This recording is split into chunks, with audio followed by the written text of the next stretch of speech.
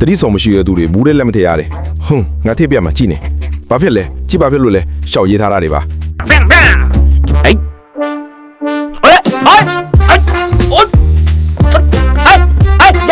ကျော်ကြီးဟောင်းငါလည်းလာကူထုတ်ပြီးအောင်ဘာမှစိတ်မပူနဲ့ငါလာဒီကွာငါလူမသားတွေငါလက်ကျိုးပဲကွာဆေးရုံအမြန်ပို့ပေးဘယ်တော့မှလည်းပြောဆေးရုံဟောင်းဘာဖြစ်တာလဲမေဒါပါဒီတော့ပါပဲစောင့်စီးတဲ့သူတွေဘူးတယ်လက်မထည့်ကြဆိုတာငါထည့်မိလိုက်လို့ဟုတ်ပါပြီဒါဆေးရုံကိုမြန်ဖို့ပေးပါပဲတို့တိရဘောလက်မကျိုးတော့လို့တော်တော်ကောင်းကောင်းသွားလေကွာဟာလာပြန်ပြီစောင့်မရှိတဲ့သူတွေမြို့ပြင်ရတယ်ဒီတစ်ခါတော့ဘာမှမချက်တော့ပါဘူးစမ်းကြည့်အောင်ပါ